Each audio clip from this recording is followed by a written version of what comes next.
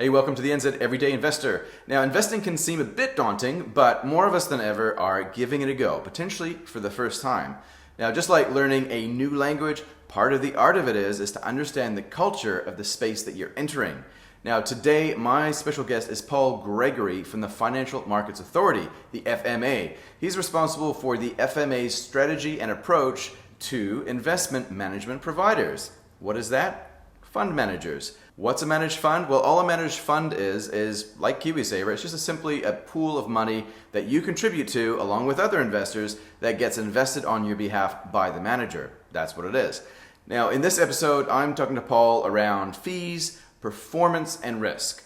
Now, fees are important to consider before getting involved with any fund manager. Are the fees reasonable, and do they actually provide value for the money that you pay? We're covering also the relationship between risk and performance. It's one thing to get an amazing return on some of these funds, but what kind of risk was actually involved in obtaining this result? Thank you very much to the FMA for allowing us to have this conversation today and to share it with you. It's going to be of particular interest, I think, to anyone who's vaguely involved in the investment space as a profession especially, but there's also value for the everyday investor here because it's important to know just how in New Zealand regulators play a role to foster innovation in financial services but also keep you safe. Now, before we start, in the show notes, you're going to find a link to Hatch, who are partners of the NZ Everyday Investor podcast. If investing in the US share market is something that tickles your fancy, then click on the link where if you sign up for the first time, you'll get a $20 credit for the first $100 that you deposit with them. Awesome. If you enjoy this show, be sure to like and subscribe to the NZ Everyday Investor for more content. Let's begin. All right, welcome to the NZ Everyday Investor. My name is Darcy Ungaro. I'm sitting in the studio with Paul Gregory. Hey, Darcy. Now, your name was familiar because I've come across you in the past, and we'll unpackage that as we go. But you currently work with the FMA, the Financial Markets Authority, and I'd love you to explain to our audience, who are everyday investors, what does the Financial Markets Authority do? Why are they there? So the Financial Markets Authority, what it says in the legislation that sits behind us is that we're there for fair, efficient, and transparent financial markets, and that there are various ways to do that. One is obviously to act on providers and to help educate and inform investors so that they're treated fairly, so that they're not ripped off, so that they're actually getting what they pay for. So that if they've bought an insurance product or if they've bought an investment product, that it does what they need it to do. And the other bit is that where we can, that we can actually contribute to the sort of the health and the vibrancy of financial markets through taking an innovative approach to potentially licensing things like in the fintech area, for example, in digital advice, that sort of thing, that we can help the financial markets work better by taking a sort of a smart and not necessarily a too rigid approach to financial regulation.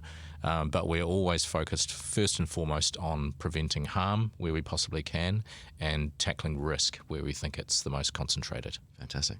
Do you see that innovators in this space exist? Are they vibrant? Are they doing stuff?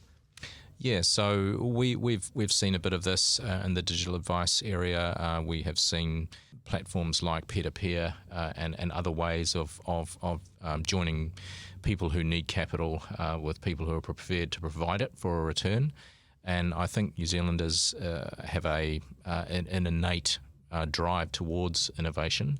It's just that when you're talking about investment and when you're talking about money, particularly if it's invested over long term, that things can go wrong for a long time. So we do have to be very cautious of risk and balance being facilitative towards good ideas that may help investors or people to engage with financial markets and their own futures and with financial products who may not have done otherwise, with the risks that things could potentially go wrong and that they could have like a fairly poor outcome. Which they might not even discover for quite a long time when it might be too late to do something about it. So it really is a balance for us. It is, isn't it? Yeah. Yeah, but we are fundamentally a regulator, so we're about making sure that the industry does the right thing by investors and consumers. Perfect. Your role at the FMA is a slightly different role than we've seen in the past. So do you want to describe what is it that you do there? Yes, so I'm Director of Investment Management, and the Financial Markets Authority, since its inception, certainly from early on, has licensed managed investment schemes and KiwiSaver providers. So it's not that the work is new, but having somebody who is accountable on the executive team for it is new. And that reflects the importance to New Zealand of managed investment schemes and of KiwiSaver, and the sheer number of New Zealanders who are involved in both, particularly KiwiSaver, because in a lot of cases, other than a house, it is their only and largest investment. Yeah, that's right.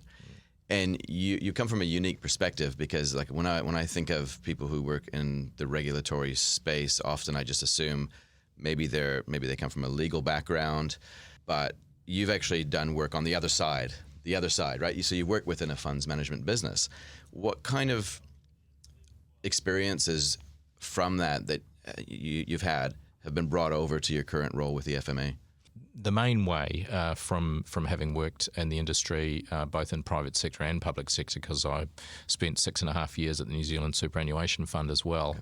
So I have a perspective on what investment managers are trying to achieve, how they're trying to achieve it, and what can potentially go wrong. Yeah. So those are the three things that I bring, and I've done everything from designing KiwiSaver schemes to confirming trades. So all of the minutiae of what happens at investment business, I've seen it done, or I've done pretty much all of it. Right. So it's that perspective of from a regulator, where it's very valuable to know that, because when you're sitting down and having a conversation, which obviously has regulatory context behind it, you're not just shooting the breeze with an investment manager.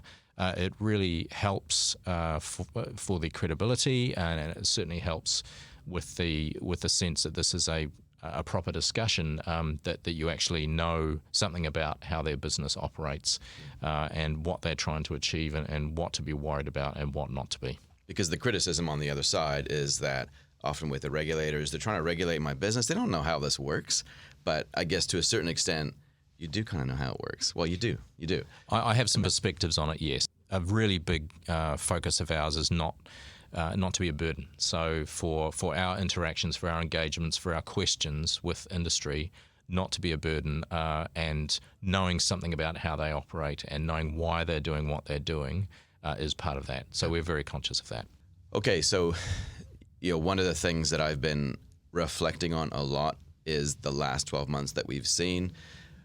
Just a little bit over a year ago, we saw severe pullbacks in the markets. Investors were panicking, concerned a little bit this time last year. Mm. And then there was quite a sharp rebound, and it's been pretty good since then for a whole host of reasons. Now, from a fund manager's perspective, they're allowed to report their performance. They're allowed to advertise that. But the last 12 months is a little bit of an awkward one because of where the financial year, the reporting period starts. And recently you asked fund managers and advisors not to, I guess, promote too heavily the returns experience in the last 12 months. Do you want to talk to me around some of the reasoning behind that, apart from what I just mentioned in terms of the uniqueness of the last 12 months? Yes. So what we asked was for investment managers and advisors not to market or promote the results for the 12 months to the 31st of March 2021. Reason for that being, as you say, they were quite unique circumstances, and that period features all of the rebound from the COVID volatility and none of the volatility that went before it. So, as I think we described it, some of the performance has been astonishing, but it is not a representative sample of what a typical investor in a typical fund would experience most of the time. So what we didn't want is for people to look at a very high result that had been produced in very specific circumstances and think, wow, that's what investing with an investment manager is like, or that's what I should expect most of the time, or this particular investment manager is obviously very, very skillful and I should switch my money over to them immediately. So that was our concern, that it could be misleading to promote or market those results in isolation, because there's lots of context, and without that context, a very misleading impression could be given. We absolutely accept that you can, in fact you're required, to report on what your results are for periods, including that period. So it wasn't about the business as usual conversations or publications that investment managers have with their investors about, well, that's what happened this year. It was good. It's not typical, or it was a bit of an anomaly, and that was all fine. It was just about marketing or promoting those results in isolation with no context that we thought could potentially be misleading. And this was largely driven by a very public example of a fund manager doing that. Before they actually did that, was that something that was on the agenda to discuss with the industry, to say, hey, well, before someone actually does it, maybe we should just put a little warning out there that, hey, because the last 12 months, not really indicative of normal market conditions, maybe we should do that. Was that ever discussed, or was it mainly just almost like a reaction to some advertising that was out there? It wasn't a reaction to any specific piece of advertising. It was some thinking that we'd been doing internally about, look, some of the results are likely to be fairly strong, and that was without even seeing any published examples of it. And so it was a case of, well, and then while we were considering this, because we're aware that that going out to the market and saying, please don't do this, hasn't happened before. And so we had to carefully consider it. And of course, while we were considering it, some examples were published which sort of reinforced it for us. But it was a matter of, well, some people have published, some people haven't, because people publish on different schedules. So we asked people who hadn't done it not to, and people who had done it to stop doing it. And apart from the normal sort of debate that these sorts of things can spark, do you think that the industry players have been quite understanding, and they've been accommodating, and they appreciate where you guys are coming from? Because it does make a lot of sense, right? But and if you want to take a really hardline view, you could say, hey, we're just doing what we're allowed to do. But at the same time, but it doesn't matter if your intent isn't to mislead. If it actually is in fact misleading for whatever reason, we need to talk about this, right? That's right. We got some quite good industry support for our stance, and we heard afterwards as well that some players had decided, for exactly the same reason, for that period, that they weren't going to promote or market before we even said anything, and we got some fairly good feedback as well from people in consumer agencies and people who are investors as well. So, because the behaviour that we didn't want to happen was, we attempted to explain why. Not everybody liked it, of course. Not everybody's ever going to like everything that a regulator does. But overall, we think it went well, and we were pleased with the industry response. Yeah. There's been a lot of stuff that's been unfolding in the last 12 months in terms of behaviors from investors. And one of them is to chase these amazing returns they see. So that's part of it that I can totally appreciate, right? Yeah, so the large results, in fact, there is a positive aspect of those large results, in that if you've been with with a particular firm and not panicked and stayed with them, and you've got that ride, then good on you. Good on you for staying the course. So it really is much more a lesson for investors, not about chasing returns for somebody who's published a tremendous, sort of flag-waving result. It's about, if you stayed the course with that particular manager and benefited from that result as a consequence, then that's the reward of discipline. Got it. So it's not all negative. No, there's a positive story here. Yeah. Okay, so now thinking about, again, the last 12 months, we've seen a bit of a convergence, in a sense, between investors who are on the hunt for a better yield than what their term deposit can provide. And we've almost seen people all locked up expressing their gambling desires via the share market. So we always have these two groups. And I'd love just to hear your perspective on that first one. Let's just take a typical set of people who may have traditionally invested in term deposits, and they're not even keeping up with inflation. Now they're looking at other options. From the FMA's perspective, of course, we're trying to keep people safe. What perspectives do you have on that group of people? You can understand, as you've said, that somebody who's been in a term deposit and has had a return of 3 to 5 or even higher than that for quite moderate risk is not getting that return anymore, and they still want it or they still need it, and they can't be in a term deposit to get it. So they look somewhere else. And so they're coming to, in some cases, in a lot of cases, they're coming to managed funds, and they front up to those providers and they say, because they've got no idea about what a managed fund is, how it operates, or what its risk is, what's the interest rate on this managed fund. And so those managed funds are having to really do a quite fundamental educational job, or they should be doing quite a fundamental educational job on somebody who's got quite a lot of money, and who they might not have expected to have needed to get back to basics to sort of say, well, this is how it works. It doesn't work like a term deposit. There's more risk, there's more fluctuation, etc. And the good thing about that is that managed funds are licensed and they are regulated, and we look at them quite closely. There are other people who've come out of term deposits looking for yield, who have responded to advertisements in the paper saying, do you want a 10% return? And it's not necessarily the product that's the issue. It's just that, again, with the same fairly low level of, maybe unexpectedly low level of sophistication, they get into a product which isn't as heavily regulated. It's not the investment, it's the investor. It's the investor, yeah. And where the risks, where the requirement to disclose the risks isn't quite as strong. So so we're looking very carefully at both of those situations to make sure that those people are treated fairly. So that's the one. And that's I can kind of understand, like, if I was to put myself in the shoes of someone who maybe they've just sold a property and they've got $1 million in the bank, and they're or a business. Or a business. Yeah, a lot of that going on right now. And they're trying to make this pot of money last for retirement. Traditionally, they've been thinking, well, let's just shop around for a good term deposit.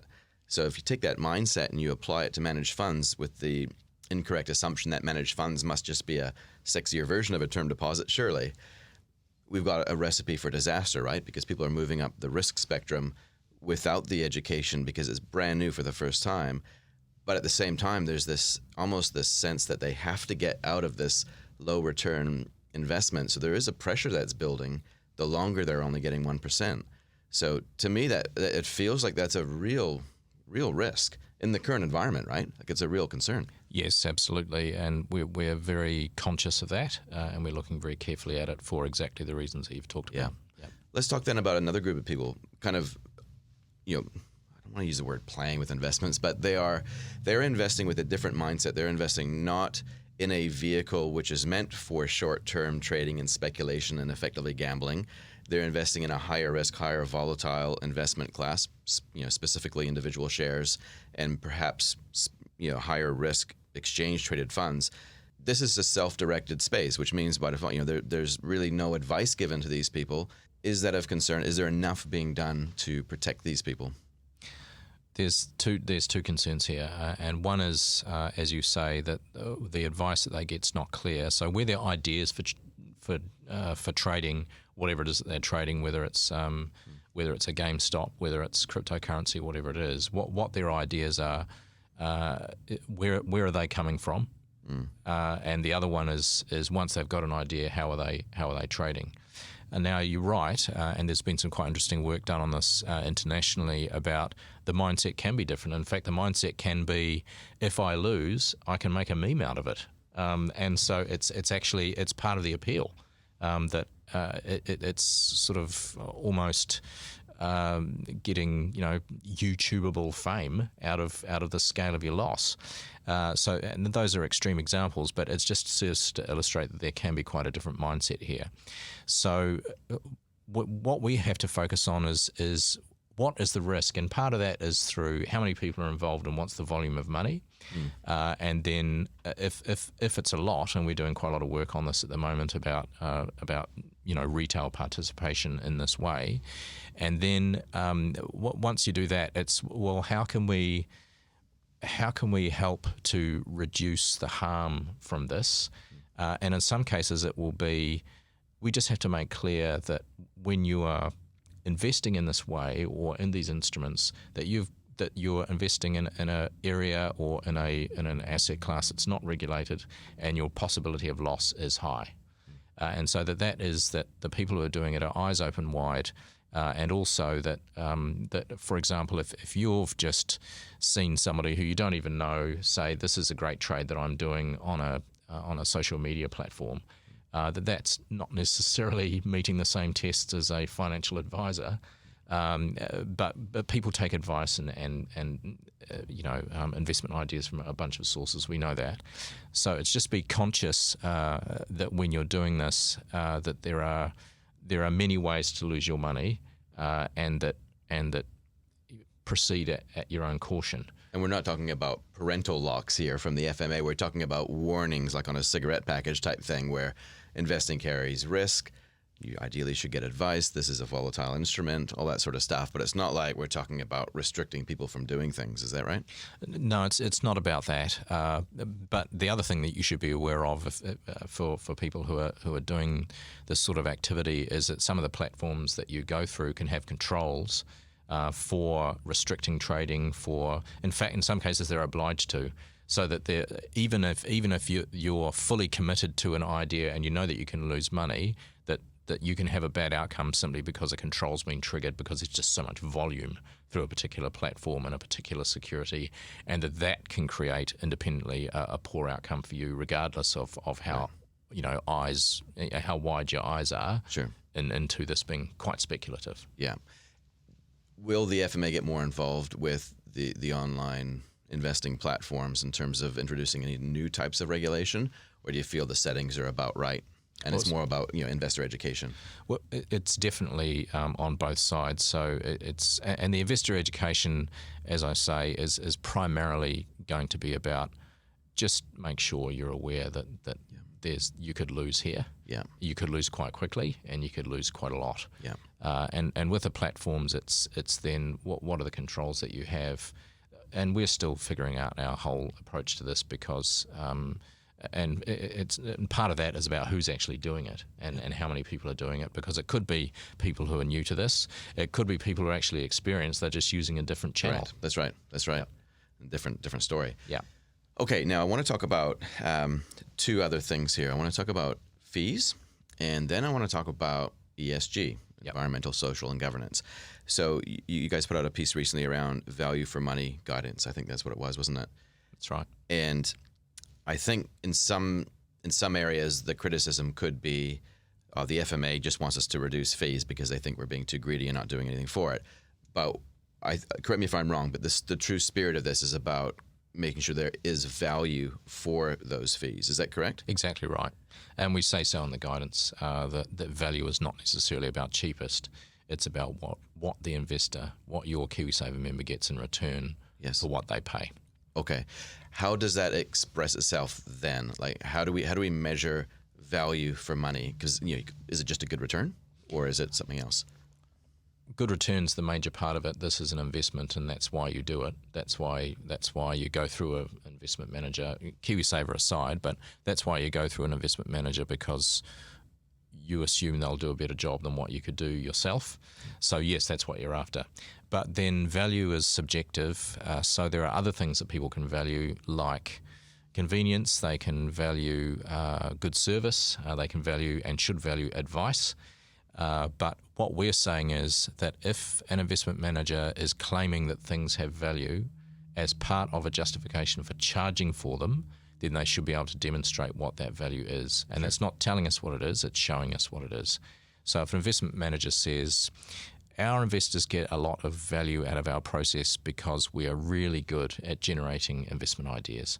And you can say, yep, I can see how your investors would get value out of that. So show us how your investment ideas have either reduced the risk that's in that product or enhanced the returns of it, or both, and then you'll have a case for value.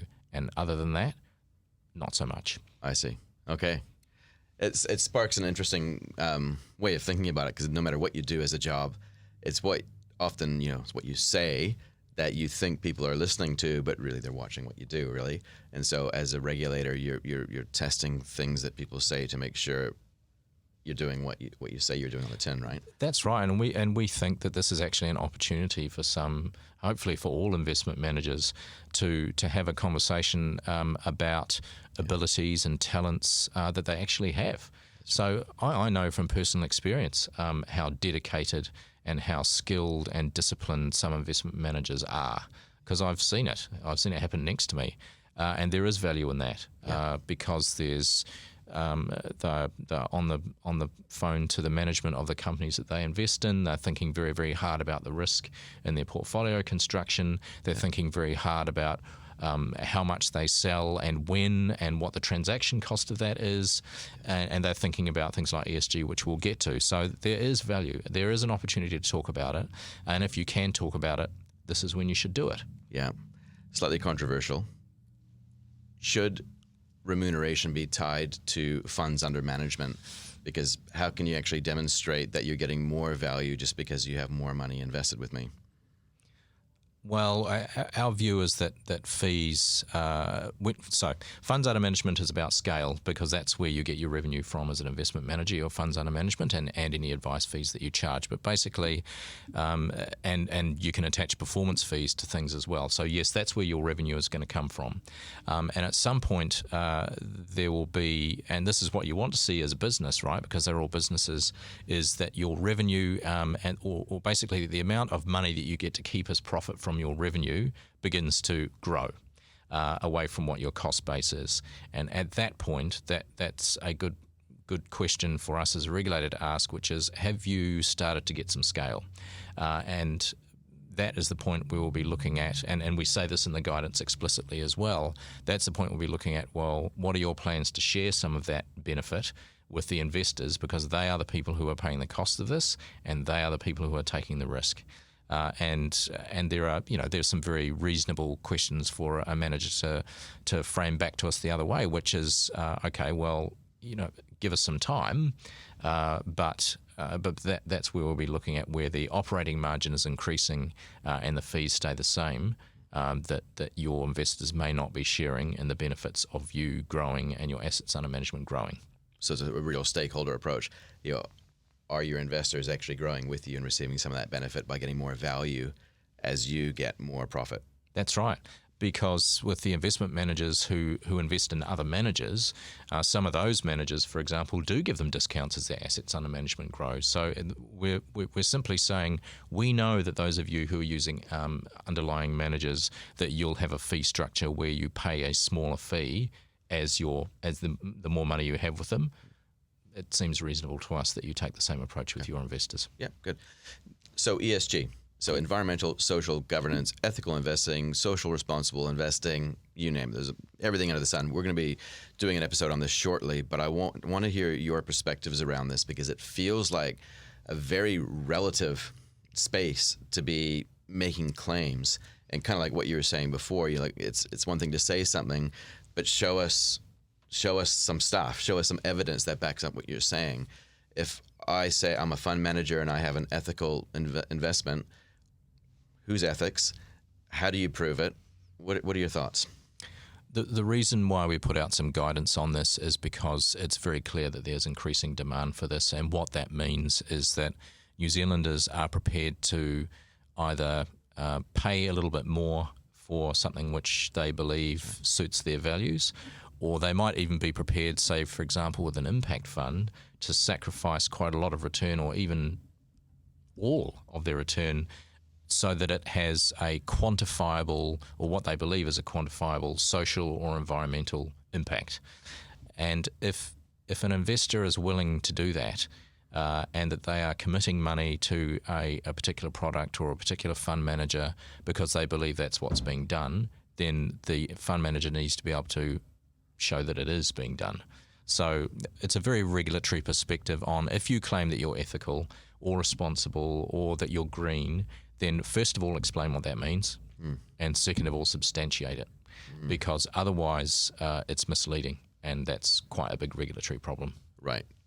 So and this goes on so many levels. So if you say that you have a governance structure which supports diversity, equal pay, and all that sort of stuff, I guess it's one thing to say that you're going in that direction, and then it's one thing to say that you have achieved some sort of status, right?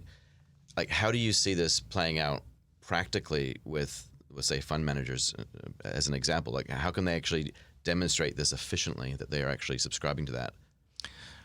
One is that, as we say in the guidance, that you have to be careful, and I think it's just a generally good thing to do, but especially with integrated financial products, which is what we call them at the FMA, that the reality matches the rhetoric. So just to clarify, integrated financial products. What do you mean by Yes, that? we call them integrated financial products, which otherwise known as ESG or responsible. Okay. And the reason why we've chosen integrated financial products is we didn't want to be prescriptive about what these things had to be called. It wasn't about you have to use this label or you cannot use a label. It's if you're going to use a label, explain what it means and show and prove that that's actually true. Okay. But before we go any further, just to clarify this, how do we substantiate that? What's a really efficient way for fund managers to contract out that obligation? You can contract it out.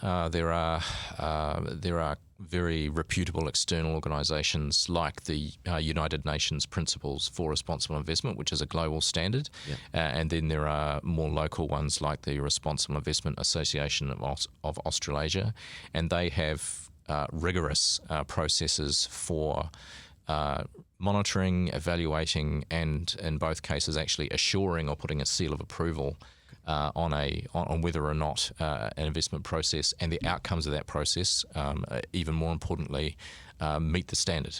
So if you can say I'm responsible, and if you can say I'm responsible because I have got this score with the United Nations Principles for Responsible Investment, or because I've got this Responsible Investment badge from the Responsible Investment Association of Australasia, then you have a verifiable, explicit statement of what being responsible or ethical actually means. Now, that's not the only way to do it. You can also just have a really thorough, self-sourced explanation for what being ethical means to you.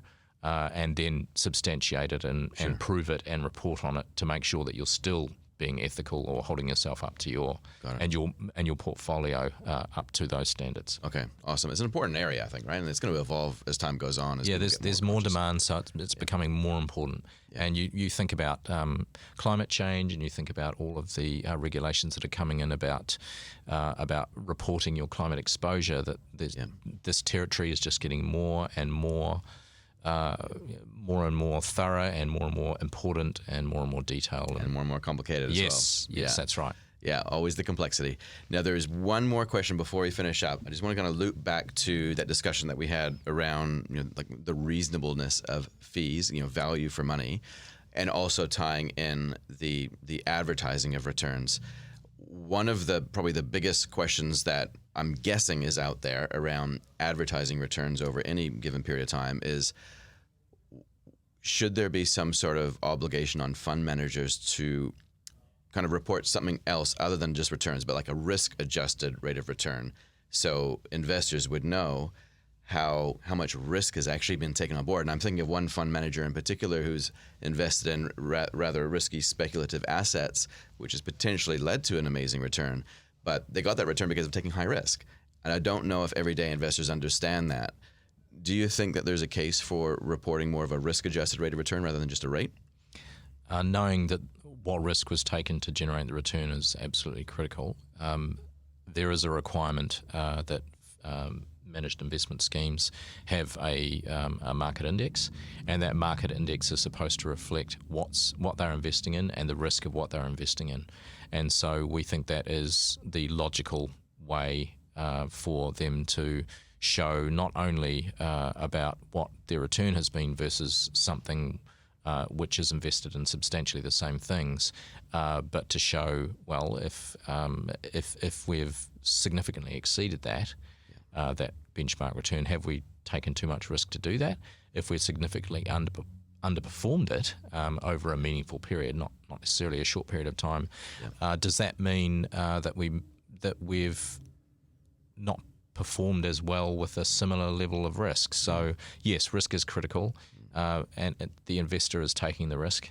So yes, and there are other ways to do it, and there are fund managers who talk about the downside of what they've done.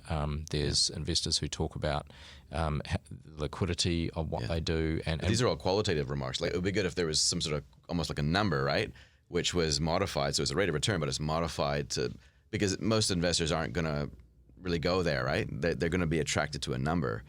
don't you think it makes sense just to have some sort of number which has factored all that in? So there's the risk indicator, Yeah. which is a market volatility, and that's reasonably straightforward. It's also comparable, and we know it's only one aspect of risk. It's not the only one.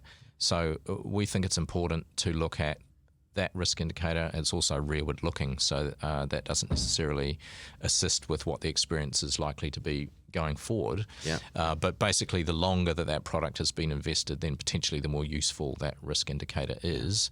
But I would also look at the market index, and if you really want to dig into the risk that's been taken to produce those returns, I would ask as well. That's right.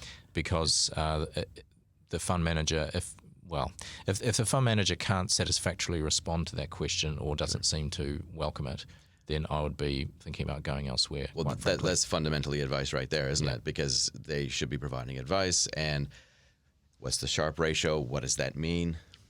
Ask your fund manager. Yeah. Right? Good test. Okay, so before we go, Paul, just one last opportunity just to say anything to our audience about anything that you guys are involved in. The value for money that we've already talked about, that guidance was just the start of a quite important process for us, not the end of it. So we'll be doing quite a lot of work with the supervisors of fund managers, with the fund managers themselves, and our own work to keep the focus on value for money, because it's as much about investors being value and price conscious as it is about investment managers. Okay. So we'll be doing quite a bit of work and trying to communicate these concepts, including risk, in as sort of user-friendly a way as possible, because we know, and research all around the world has shown, that while people can quite quickly grasp how to budget for themselves, the choice and use of investment products is really tough. It's really tough to get your brain around because it's long term, the benefits seem a long way off, it can be quite complicated and also quite dull. So what we're trying to do here is to, as well as focusing on the providers, to increase the work that we're doing to bring these value and price conscious concepts to investors and consumers as well. Okay. Awesome. Thanks very much, Paul. So I'll insert some links in the show notes with some more information that people can read up on that. Great. But thus concludes today. Thank you again very much for sharing with us. Not at all, Darcy. Thank you for having me along. Awesome. Thank you. All right.